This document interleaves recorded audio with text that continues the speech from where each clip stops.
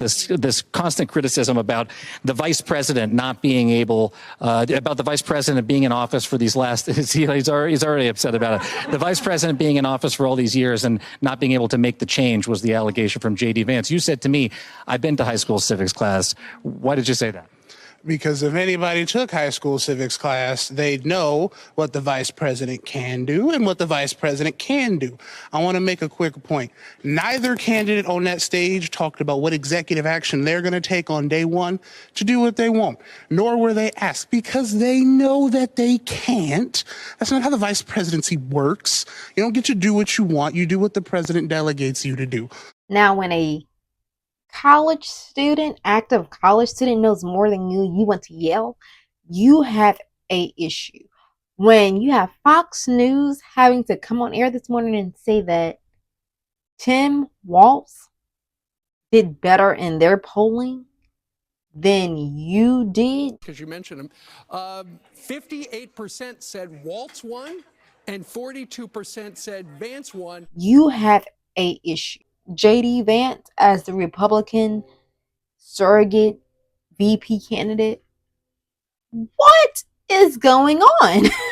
What is going on? But first, before we even get into this, didn't that young man do a great, magnificent, chef kiss job of explaining and humiliating JD Vance on the entire role of the VP? Because it is true.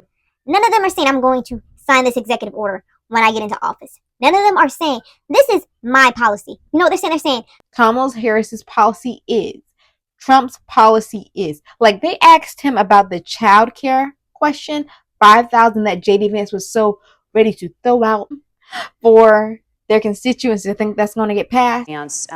Many things about the American family. The Federal Reserve says parents will spend nearly as much on child care as they do on housing each month. So I want to get your thoughts on this. President Trump recently said, as much as child care is talked about as being expensive, it's relatively speaking not very expensive compared to the kinds of numbers we'll be taking in. Is President Trump committed to the $5,000 per child tax credit that you have described? You have 1 minute.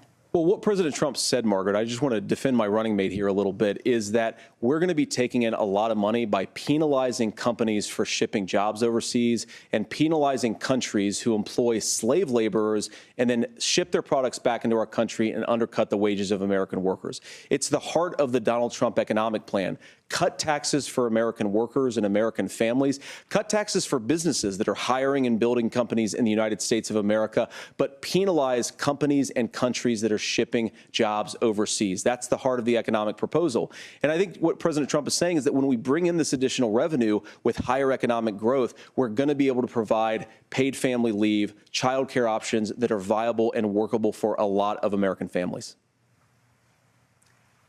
Can you clarify how that will solve the child care shortage?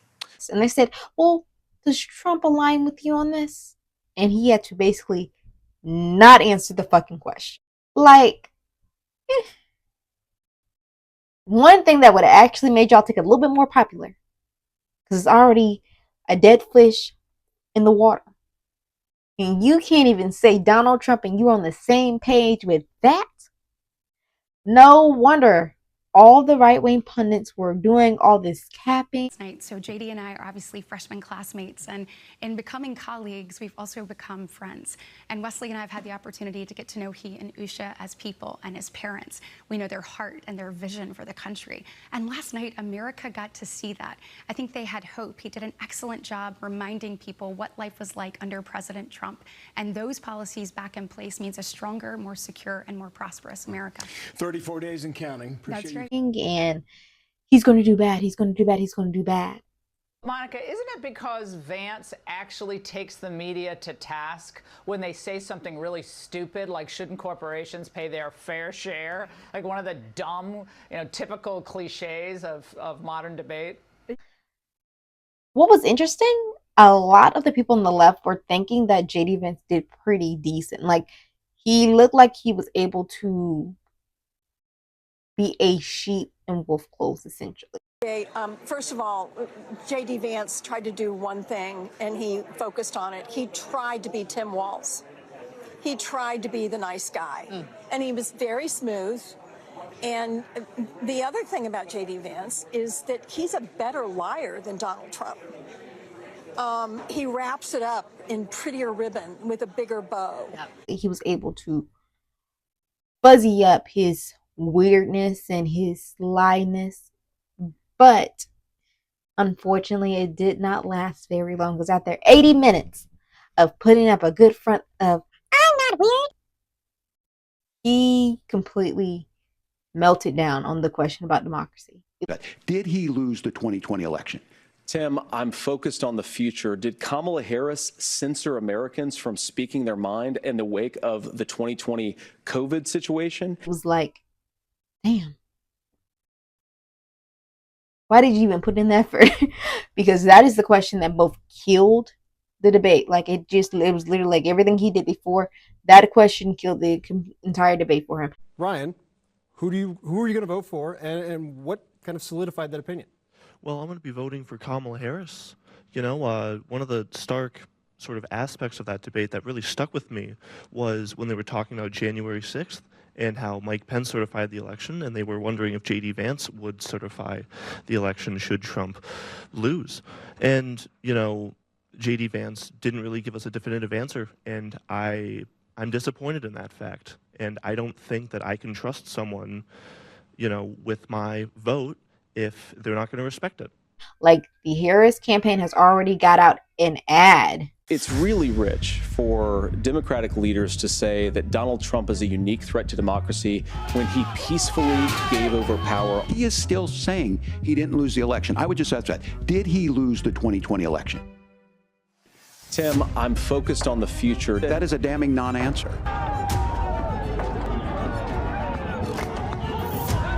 America, I think you've got a really clear choice of who's going to honor that democracy and who's going to honor Donald Trump. The best part of the entire debate for Tim Walz was his answer on abortion. Donald Trump put this all into motion. He brags about how great it was that he put the judges in and overturned Roe versus Wade, 52 years of personal autonomy. And then he tells us, oh, we send it to the states. It's a beautiful thing. Amanda Zaworski would disagree with you on it's a beautiful thing.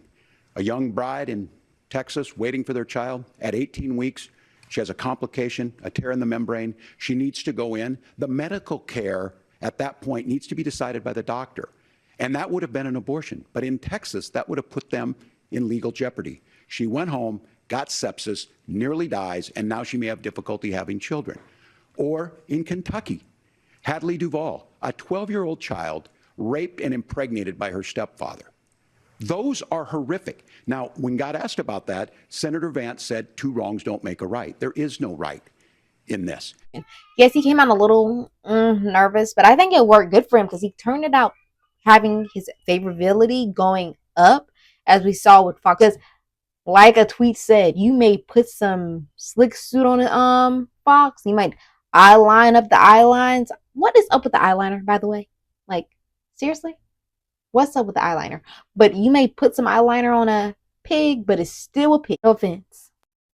And I actually kind of feel bad for some of the Trump surrogates that tried to come out and defend him before and after the debate. Because, I mean, like Kellyanne Conway, she did her best to explain why JD Vance was going to do a good job in the debate. Reasons. The mainstream media and other Democrats did a really stupid thing with JD Vance. They tried to drown him out in the first 2 days after Trump picked him. They turned the spigot full blast. That's not how you hurt someone. You hurt them drip by drip, but they said, let's put it all out there. And he survived. He thought Trump would just leave him out to sea with no lifeboat. The opposite happened. And she could have saved all that air. It was a waste. I thought was interesting was, Rachel, what you were just talking about when JD Vance said one of the ways ultimately that we can stop gun violence in this country is by having better locks on our doors. Did anybody react? You're laughing back here. No, you. What's your name?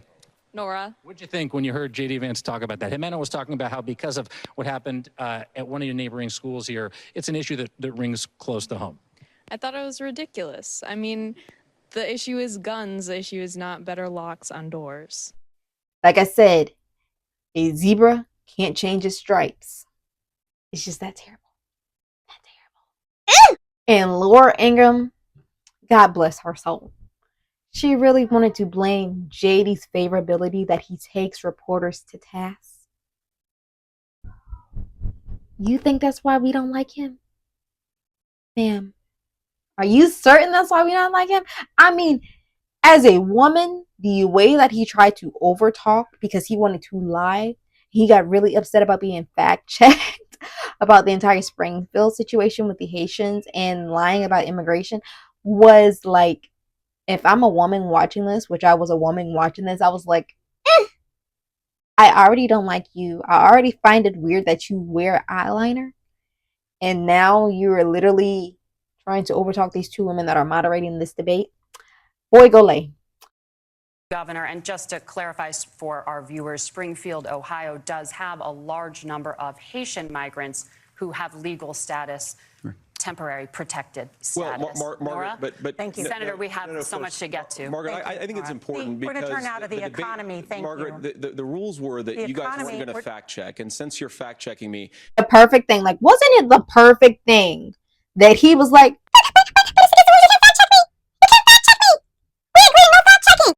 so you admit, sir, that you're lying.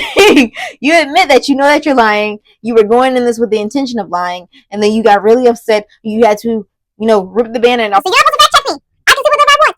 You cannot fact check me. They said, yes, sir, with a lot of good sass. Thank you for explaining how, you know, legal immigration works. The shade. He couldn't even catch it because they muted his mic exactly as they should have.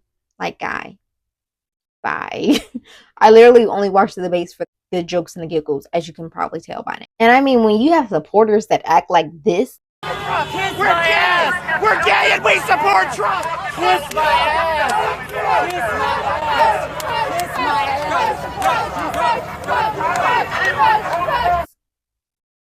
Yes, this kind of says all it has to say about your campaign. Like, if this is how your supporters are acting before the debate, I'm sorry, I don't want to be grouped in with them.